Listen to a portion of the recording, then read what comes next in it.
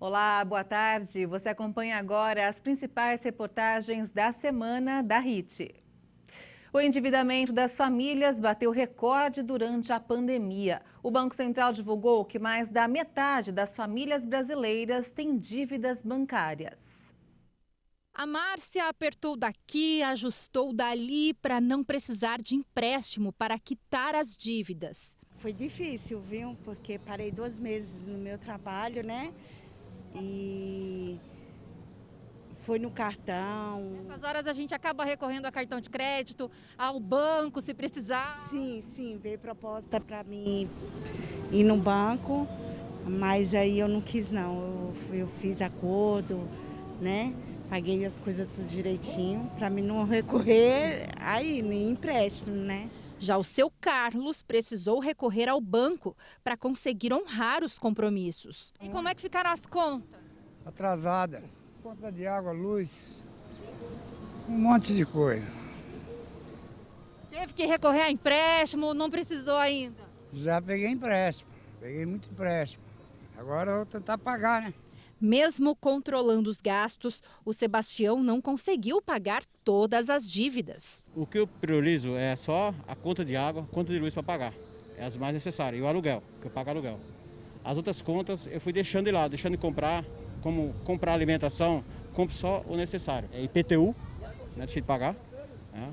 Algumas contas atrasaram, como eu tive uma conta que eu atrasei que tem ficado com o nome sujo. Está endividado. Estou endividado. Estou até o pescoço endividado. E a dificuldade financeira não é apenas da Márcia, do Carlos e do Sebastião. Essa tem sido a realidade de muitas famílias brasileiras. O desemprego começou 2021 atingindo 14 milhões de pessoas. O setor de serviços está praticamente parado e quase 1 milhão de empresas foram à falência. Segundo o Banco Central, 50,3%, ou seja, mais da metade das famílias brasileiras estão endividadas. Esse é o maior percentual da série histórica do Banco Central, iniciada lá em 2005. O dado considera o estoque dos financiamentos da família com relação à sua renda em 12 meses. Além disso, o comprometimento de renda das famílias estava em 21,7%, segundo os dados mais recentes. Também o maior patamar da série, de acordo com o Banco Central. A pandemia ela ocasionou esse uso do crédito, porque as famílias tiveram redução de salários,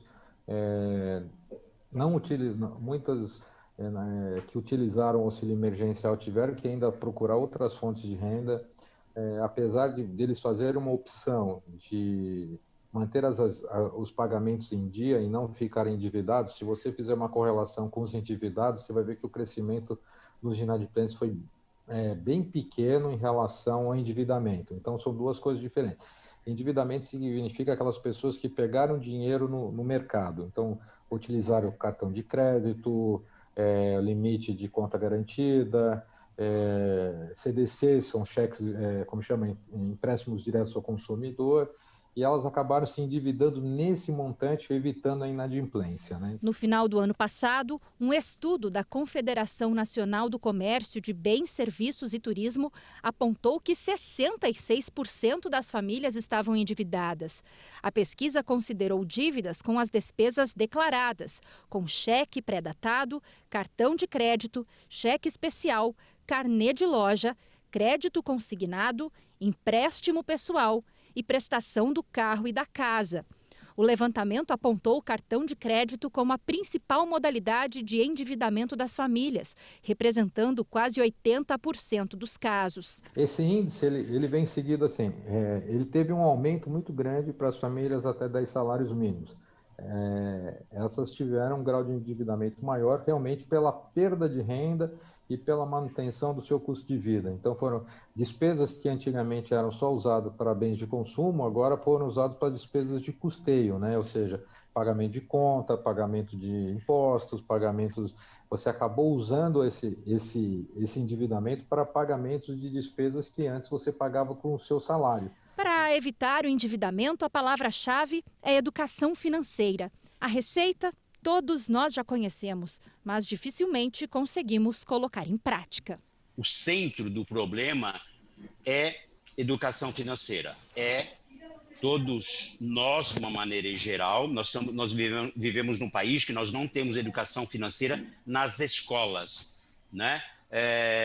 Consequentemente, as pessoas, a maioria não faz orçamento doméstico, a maioria não faz planejamento de vida. E quando eu falo planejamento, não é aquelas coisas mirabolantes, coisa simples, tá?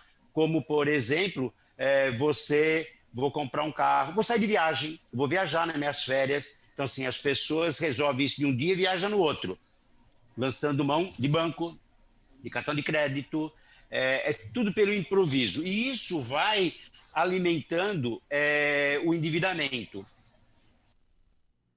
Começou a ser pago mais um lote do PIS/PASEP. 8.600.000 trabalhadores nascidos entre os meses de março e junho têm direito ao benefício, que também é conhecido como 14º salário. É importante lembrar que, por causa da pandemia da Covid-19, o pagamento foi antecipado. Pelo calendário inicial, os trabalhadores nascidos em maio e junho só poderiam receber o benefício a partir do próximo dia 17 de fevereiro.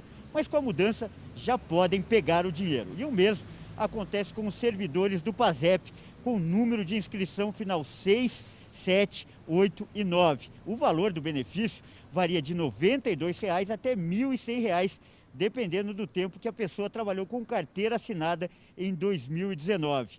O total será de 7 bilhões de reais que serão injetados na economia e poderão compensar em parte o fim do auxílio emergencial. Qualquer ajuda é bem-vinda? Qualquer ajuda é bem-vinda. Eu pegaria com todo prazer. Para mim, iria me ajudar bastante. É um dinheiro que faz diferença? Ele só ajuda, porque o pacote de arroz está R$ 30,00 hoje, né? Cada vez que você vai no mercado, você sai com uma sacolinha e deixa R$100 lá. Qualquer dinheiro hoje está ajudando qualquer um, porque está todo mundo numa maior dificuldade, né? Então, qualquer auxílio é bem-vindo. Sempre ajuda. Dá para fazer o quê? Ixi, muita coisa, pagar as contas. Eu acho que pagar alguma contazinha que tem pendente, né?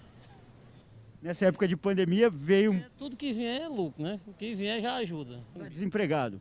Isso. Então o PIS é melhor, mais importante, mais útil agora. No momento sim. Exatamente, aquelas pessoas que foram demitidas durante a pandemia que perderam suas rendas. São aquelas pessoas mesmo que tiveram redução salarial, pessoas que perderam seu emprego em 2019 e hoje estão sem renda, né? Então, bem ou mal, essa receita vem enquanto se discute como vai ser o novo auxílio emergencial, seja suprida essa necessidade. Esse adiantamento não fere o orçamento, não causa déficit, porque já está orçado. Então, de uma certa forma, é uma medida paliativa do governo para suprir esse mês de janeiro que as pessoas que ficaram sem renda, logicamente não atenderá a todos, mas atende uma parcela da população. E quem quiser mais informações sobre o pagamento do PIS/PASEP pode acessar o site da Caixa na seção Benefícios do Trabalhador. De São Paulo, Kleber Werneck. Apesar dos impactos da pandemia na economia, as micro e pequenas empresas encerraram 2020 com saldo positivo na geração de empregos em todo o país. Os dados apontam que as médias e grandes empresas extinguiram 193.600 postos de trabalho em 2020. Houve também saldo negativo na administração pública, com fechamento de 5.123 vagas. Por outro lado, o levantamento feito pelo Sebrae aponta que no caso das micro e pequenas empresas, o saldo foi positivo. Em 2020 foram geradas 293.200 vagas nas micro e pequenas empresas. Diminuindo-se o número de vagas fechadas, o saldo geral no país foi positivo, 142.700. Quanto a Mato Grosso do Sul, o saldo do ano passado de postos de trabalho também foi positivo, 12.267 vagas. Apesar da dificuldade toda que nós tivemos no ano de 2020, nós temos um fator de demanda muito presente, que foi o auxílio emergencial que o Governo Federal pagou. Isso, com toda a certeza, legitimou, não só que o dinheiro corresse nos nossos municípios, nas empresas e, sobretudo, potencializar-se para gerar, portanto, a nossa economia. Tito Estanqueiro ainda explica que em épocas de crise, as empresas menores têm mais facilidade de adequação, mas é importante fazer um alerta, esperar os próximos meses para verificar se os números continuam positivos. O mês de janeiro, que já passou, o mês de fevereiro agora e março, são fundamentais para saber se essa trajetória se mantém de saldo positivo ou se, porventura, todo esse saldo positivo apresentado no final do ano foi legitimado no quê? No efeito sazonal, que é no final do ano, como tem mais dinheiro na economia circulando, normalmente a pequena empresa reforça os seus quadros. Um dos empresários que ampliou o quadro de funcionários na pandemia foi o Edgar. O setor que ele atua, marketing digital, está em expansão. Eu acho que está sendo uma saída para a maioria das empresas que não podem abrir a porta, não podem atender o cliente por conta da pandemia. Então eles vão para o digital, então assim, é uma demanda muito alta, falta gente para trabalhar. Ele tinha 8 colaboradores antes da pandemia, trabalhando no escritório. Agora ampliou e ainda mudou para home office. A gente está num processo de seleção de alguns colaboradores, a gente está com 13 no total agora. A gente sai de uma realidade onde você via a pessoa todo dia, tomava um café ali. E hoje em dia tem pessoas que eu nunca vi pessoalmente. E a gente já se adaptou, assim. Hoje eu acho que possivelmente o modelo híbrido seja mais interessante do que um modelo também totalmente home office, assim, não é uma coisa que nos agrada, nunca se vê também, eu acho que é meio frio, né? Olha só esse dado, 32 assassinatos de crianças e adolescentes são registrados todos os dias no Brasil. Os números são do Unicef e o que mais impressiona é que a maioria dos casos de violência é praticada pelos pais ou por outras pessoas da família. Essas imagens feitas por policiais foram amplamente divulgadas nos últimos dias e chocaram o país. O menino de 11 anos foi encontrado acorrentado dentro de um tonel em uma casa em Campinas, no interior de São Paulo. É que eu vou tirar o sejador, garoto. Você sai no sejador?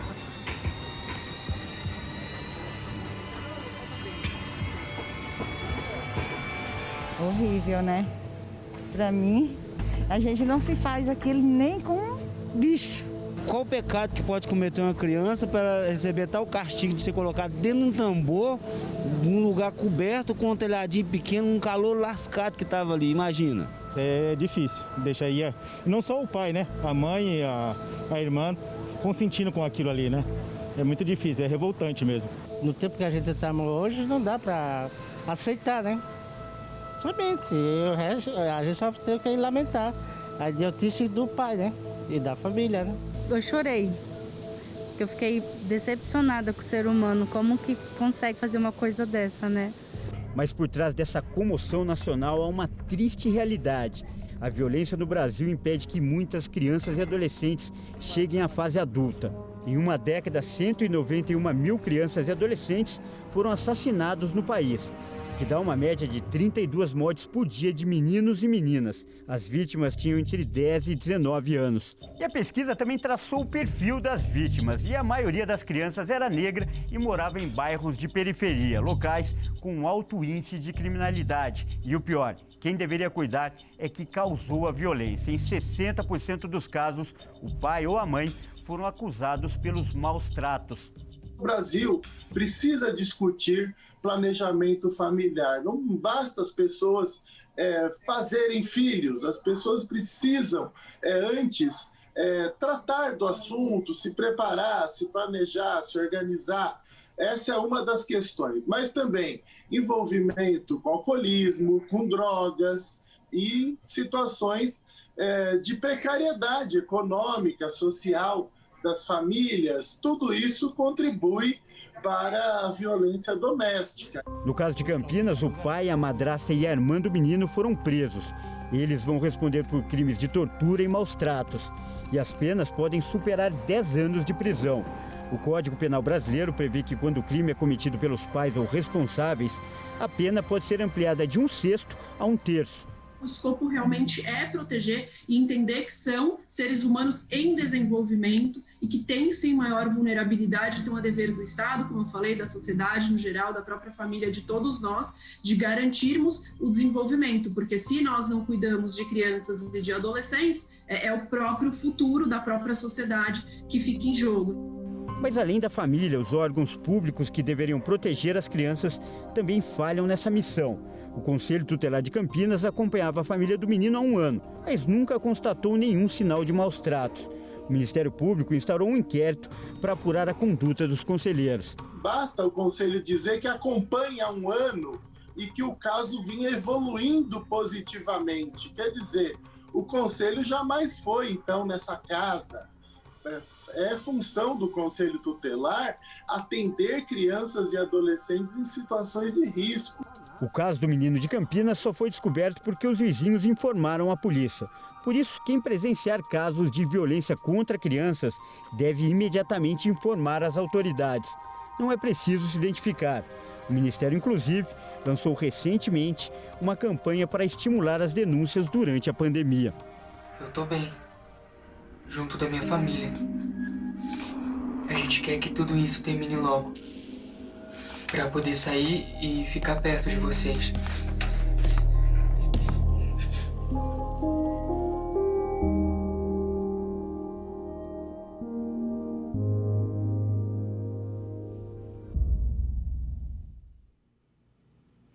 O Sistema Nacional de Adoção e Acolhimento do Conselho Nacional de Justiça indica que mais de 30 mil crianças e adolescentes estão em situação de acolhimento em todo o país. Deste total, mais de 5 mil estão aptas a serem adotadas. O abandono de uma menina recém-nascida em Campo Grande, Mato Grosso do Sul, reabriu uma discussão sobre os critérios para a adoção. O assunto entrou em discussão nos últimos dias após a pequena Aurora ser abandonada dentro de uma sacola na calçada em frente a esta casa em Campo Grande. Surgiram muitos candidatos à adoção. No caso dela, o processo não deve ser difícil. Existem sim muitos mitos que envolvem a adoção, né? Um deles é de que é mais fácil criar meninas do que criar meninos, né? Existem os preconceitos de raça e isso é o que faz ainda nós termos muitos mais pretendentes aguardando meninas brancas, né, até 2 anos de idade, do que qualquer outra criança. Crianças como a Aurora são encaminhadas a abrigos como este. A Casa Peniel atende hoje 12 meninos e meninas. Todos tiveram direitos violados, alguns abandonados. São crianças que buscam aqui uma nova chance, a oportunidade de receber amor. A assistente social comenta que ainda há muitos tabus quanto à adoção, a começar pela escolha na hora dos futuros pais fazerem o cadastro. Tem crianças que são excluídas, né? Que são crianças indígenas, crianças negras, crianças que têm algum tipo de deficiência, né?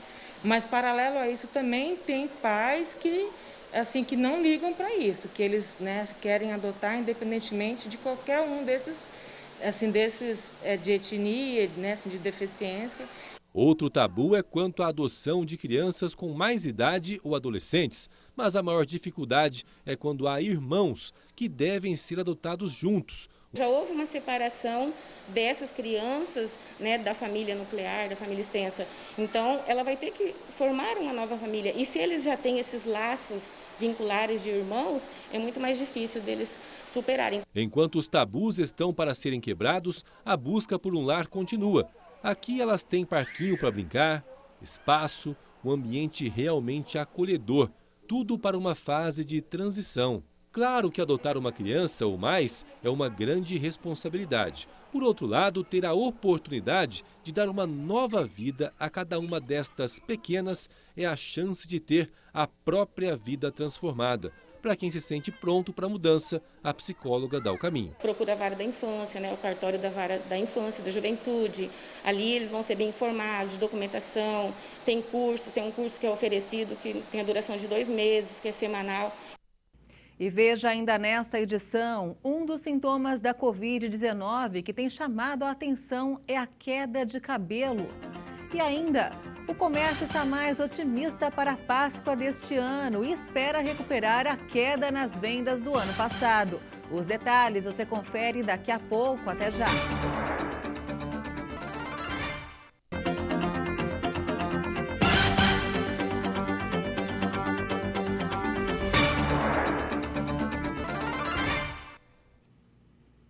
A Covid-19 apresenta vários sintomas e os mais comuns são febre, dor de cabeça, dores no corpo e perda do paladar.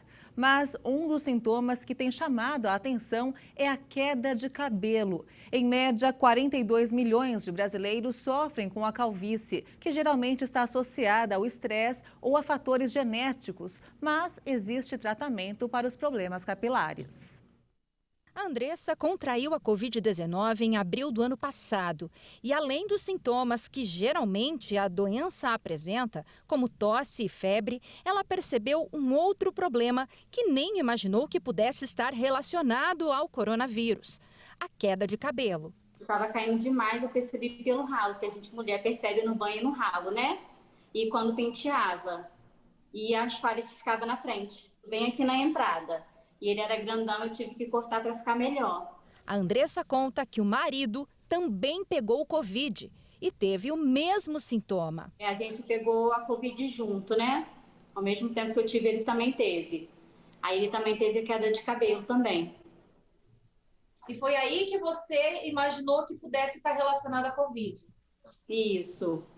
A queda de cabelo é um dos sintomas relatados por quem teve Covid-19. De acordo com o Instituto Brasileiro de Estudos e Pesquisa em Medicina Capilar, a perda dos fios atinge aproximadamente 1/3 das pessoas que receberam o diagnóstico. Ou seja, 1 em cada 3 pessoas tiveram perda de fios acima do normal. Isso é um fato que nós temos notado aí com grande frequência nos últimos meses. E realmente a incidência, ela aumentou muito da calvície pós-Covid, né? O Covid é uma doença inflamatória e acaba afetando de alguma maneira os cabelos. Mas nós não imaginávamos que seria com tanta prevalência e com um fator assim que a gente fala que é super importante, é que antes as pessoas não relatavam essa queda. Agora, como a gente tem muitos consultórios especializados em calvície, a gente está conseguindo fazer um consenso entre todos os médicos que tratam calvície. E nós conseguimos descobrir que realmente é um fato verídico que está acontecendo aí no Brasil todo e que está no mundo todo, né? De acordo com o médico tricologista, que é um especialista em doenças do cabelo e couro cabeludo, uma das hipóteses mais aceitas para explicar a relação queda de cabelo e infecção de Covid-19 seria o grande estresse metabólico e inflamatório causado pelo SARS-CoV-2 no organismo. O coronavírus desencadeia uma resposta inflamatória, gerando a queda dos fios. A principal hipótese, o mais provável, é que o Covid é uma doença extremamente inflamatória. Então, ela gera um estresse metabólico muito grande no nosso organismo. E isso aí faz acelerar a calvície, que na verdade, hoje a gente sabe que a calvície é uma doença que não tem cura e ela tem uma mediação por fatores inflamatórios. E nesse caso, é uma hiperinflamação dos cabelos. Na verdade, ela é também uma inflamação não só durante a doença, mas após a doença. Então, é um período assim, de recuperação do organismo, só que o cabelo ele não é tido pelo organismo como um órgão essencial. Então, o cabelo ele vai sofrer alterações vasculares, ele vai receber menos nutrientes, menos oxigênio. Essa é uma das hipóteses mais plausíveis para explicar essa queda de cabelo tão intensa. Qual que é o normal, né? O senhor falou aí na queda de fios. Qual que é o normal? Quantos fios, né, caem por dia e como que a gente vai observar ali se está caindo mais do que o que é o normal, do que deveria cair? Existe um ciclo capilar, né? Depende da fase da vida.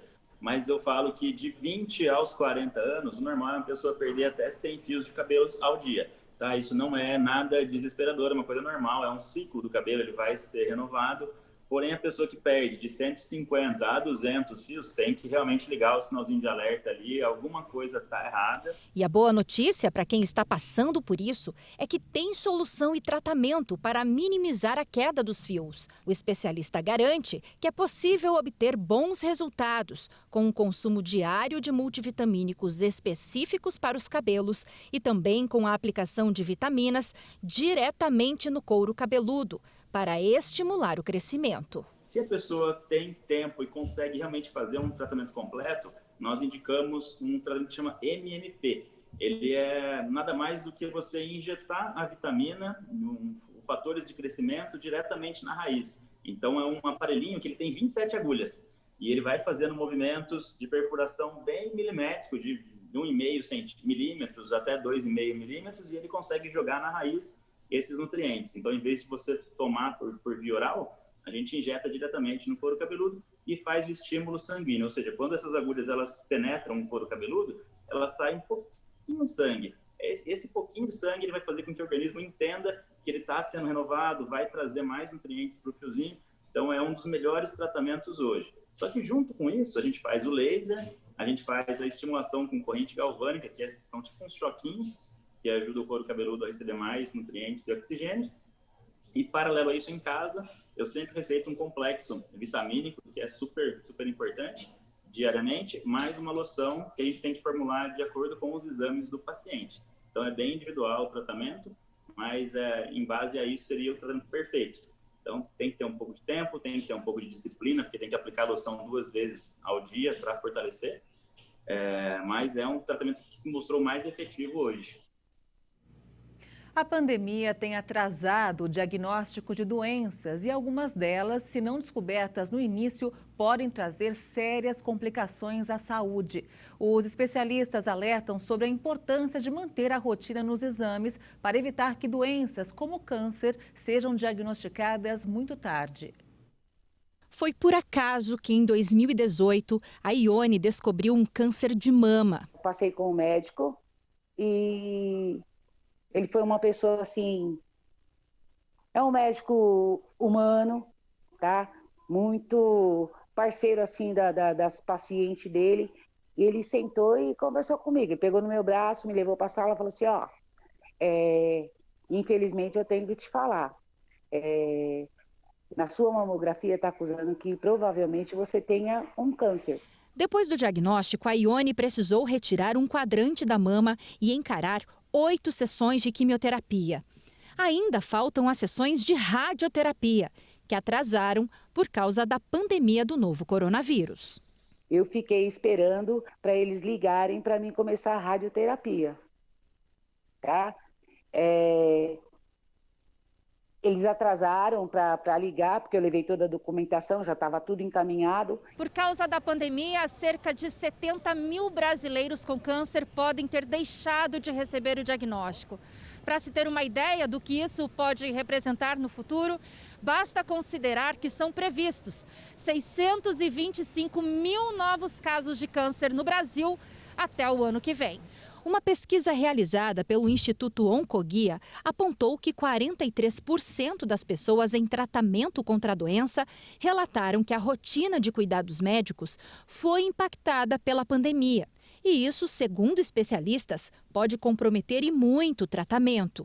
Isso ocorre com certeza e a gente vê que os casos que têm vindo são casos mais avançados, que não são em casos iniciais. E o que a gente vê é assim, paciente que antigamente se tinha algum sintoma ia procurar já o médico, devido à pandemia ele foi tentando mascarar esse sintoma com remédios, só que a pandemia passou 3, 6, 9, 1 ano e muitas vezes os pacientes que estavam com tumores iniciais ficaram 1 ano com o tumor crescendo. A questão é, se ele está tratando um tumor, esse tumor pode voltar a crescer. Se ele está tratando para o tumor não voltar, ele tem uma chance de voltar. Já a revista médica britânica BMJ apontou que atrasar o tratamento de um câncer por 1 mês pode aumentar o risco de morte entre 6% e 13%. Em tempos de Covid, a recomendação das sociedades médicas é manter a rotina e não interromper o tratamento. E principalmente nos cânceres mais agressivos. No caso específico, vamos supor, no aparelho digestivo, tem alguns tumores que sabe-se que quando você opera um paciente e vai começar uma quimioterapia, você conseguir começar essa quimioterapia em até 30 dias, a tua chance de cura com seu paciente é maior.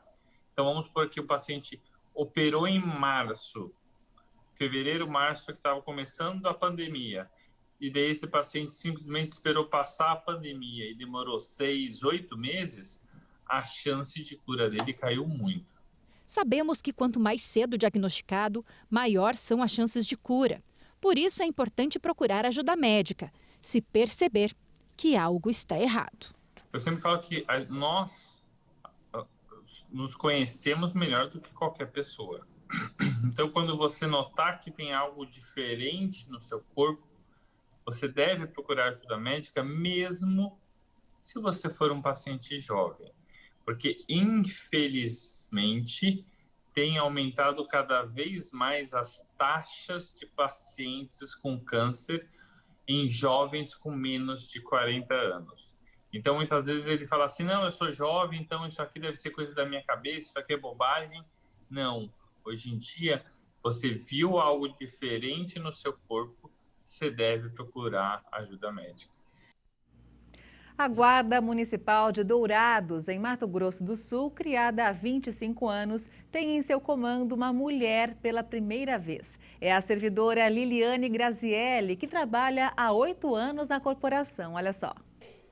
Formada em Direito, pós-graduada em Gestão de Segurança Pública e funcionária de carreira da Guarda Municipal há 13 anos, Grazielli é a primeira mulher em 25 anos a estar no comando da corporação em Dourados. Apesar da experiência e do currículo técnico, ela revela que o convite surpreendeu, mas que a responsabilidade não assusta e que está muito segura em realizar um bom trabalho. Eu não esperava, mas ao mesmo tempo eu tinha esperança de dias melhores, né? Então, em razão dessa esperança e de ter pessoas capacitadas ao meu redor que poderiam fazer parte do meu comando, porque o comando não só sou eu tenho uma equipe muito técnica que está me subsidiando em informações, em decisões.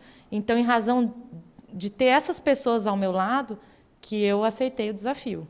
Ter uma comandante é uma novidade que trouxe representatividade na Guarda Municipal da segunda maior cidade de Mato Grosso do Sul. Para Grazielli, o desafio vai ser grande, mas para as colegas que fazem parte da sua equipe, a comunicação agora vai ser ainda melhor. O fato de ser uma mulher nos traz uma proximidade maior, né? Ela é muito acessível, sempre foi muito acessível, muito parceira com a gente.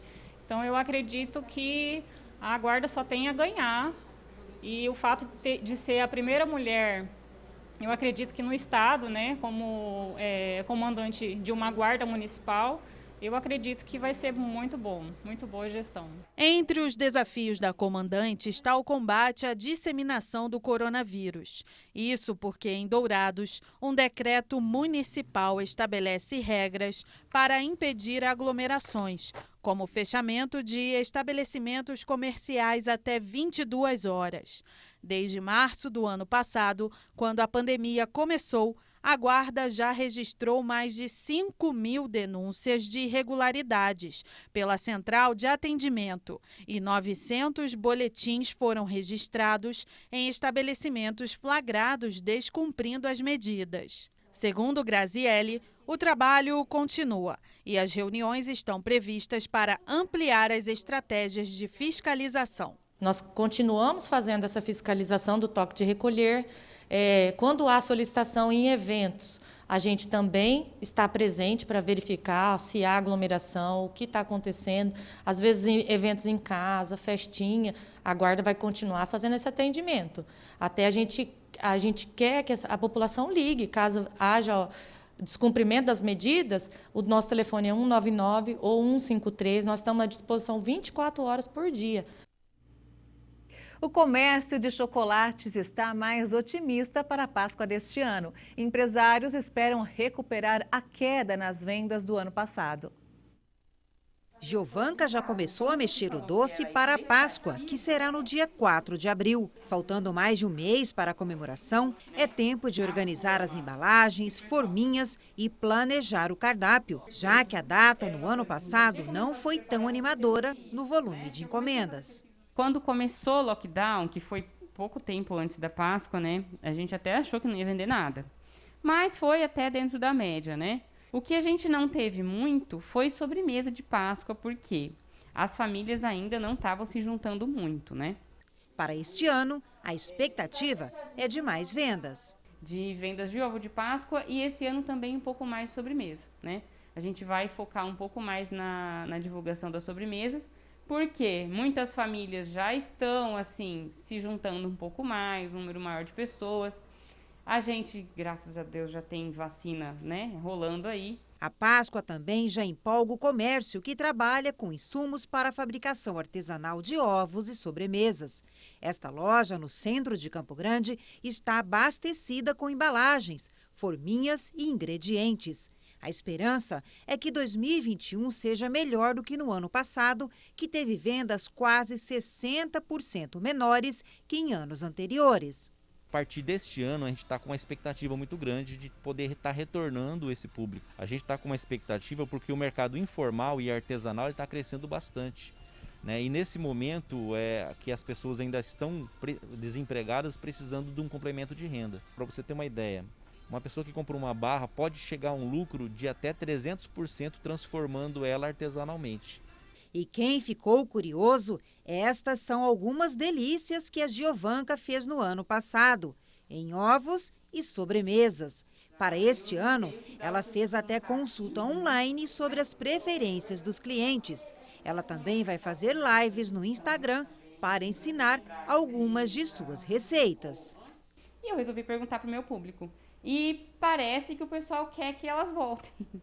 Né? O ovo inteiro fechado, né, embalado, com a casca recheada. Mas a ideia é a gente fazer lives uma vez por semana, pelo menos. Falando da casca recheada, do ovo fechado e também talvez uma sobremesa, né, para dona de casa fazer em casa. E essa edição termina aqui. Não se esqueça, se você quiser rever as nossas reportagens, acesse o canal HIT Notícias no YouTube. Obrigada pela sua companhia e um excelente domingo para você. Tchau!